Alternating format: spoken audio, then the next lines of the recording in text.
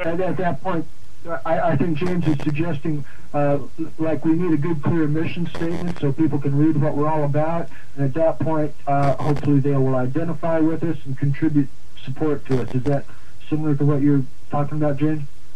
Yeah, because over on EWRM, we got more support out of the members there than any of the big organizations. When somebody like, Charles Dyer here, that they're setting up on false and malicious prosecution, and it goes on and on. You know what I put on my Free American for the last 20 years on the title page. The Free American remains committed to bringing the truth to the American people. We believe that in a free society, it is the job of the press to be the watchman of the government. It then falls upon the people, being fully informed, to decide what actions they must take to preserve and defend their liberty. The Free American is unabashedly pro-American. Too many of our ancestors fought and died to protect our Constitution, the oldest in the world, to ensure that we would retain those liberties spelled out in our Bill of Rights.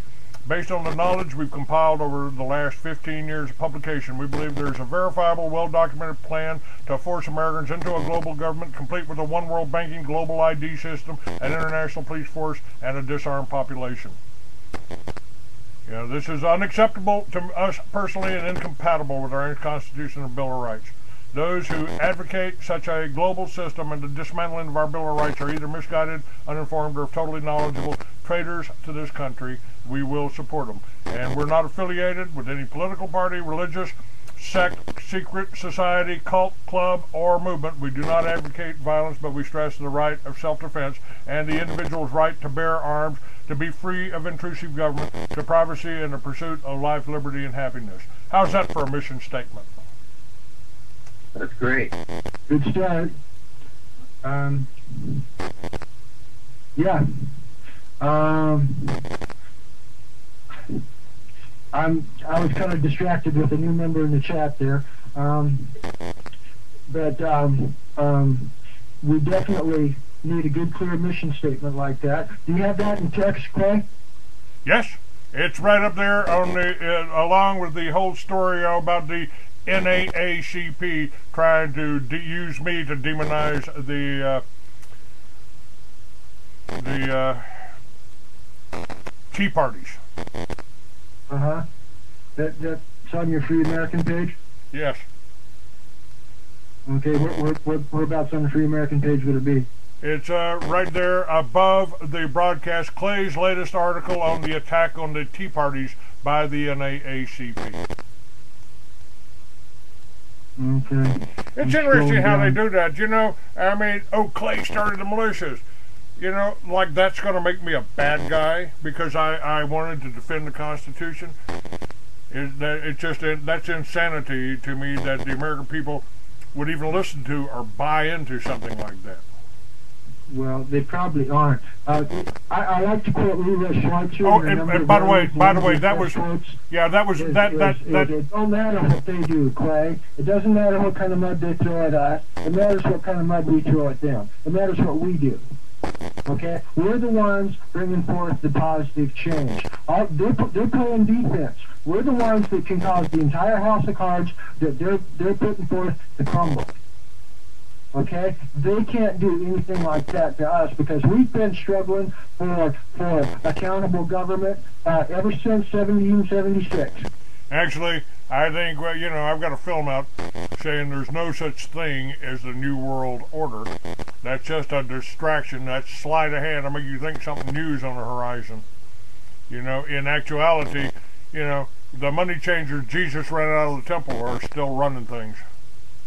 Mm-hmm. Yeah. Yeah. We have the framework here. We have the framework. I've had the Free American up on the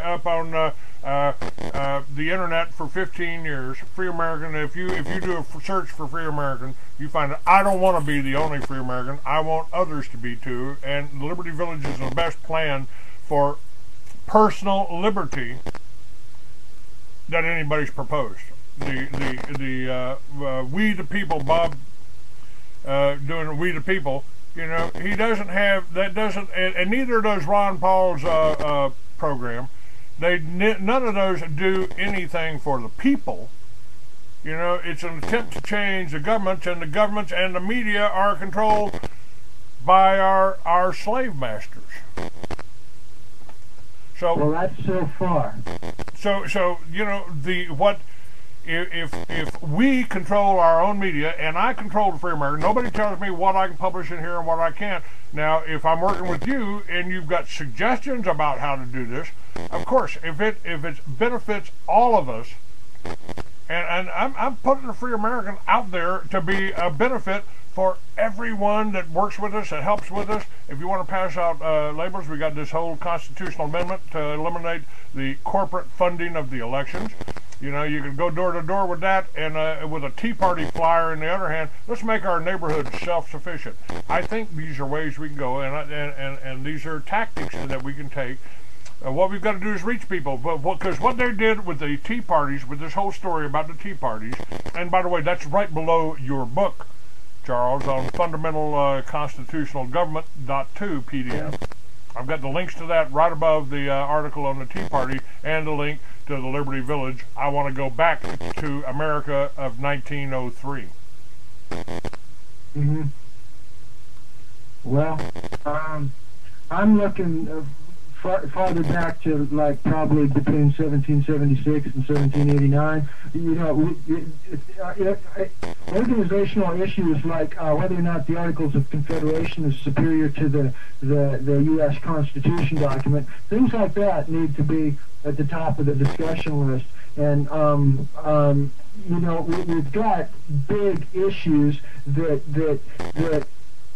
people that have studied these issues for most of their lives need to be involved in the discussion, and there's people that aren't that haven't spent the time doing the homework that think that they should have an equal say in what's going on and how to organize everything, and it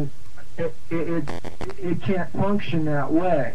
You can't be kind to people that haven't done their homework and pretend like they have done their homework. You know what I mean? Not exactly. What do you repeat? Well, there's you know, when it comes time to figure out about solar power and stuff, you're one of the top people to talk to about that. And militias, you're obviously very knowledgeable about the militias. And other people, I've got my skill set, James has got his skill set, and when people have a skill set in a particular area, then they should be entitled to have a vote on the decision-making process there. But you don't want a bricklayer voting on how it's the best way to do brain surgery, you know? Right. Well, you know, I've done a little bit more than that. I mean, I've got the sources on the solar. I've got the sources on wind generator. I've got sources on magnetic, or books on how to do the magnetics. I've got sources on the TPs, on the yurts, on the biodegradable toilets. I can show somebody how they can put a plastic pipe around their property, around your 5 acres, and generate enough diesel to run everybody's trucks.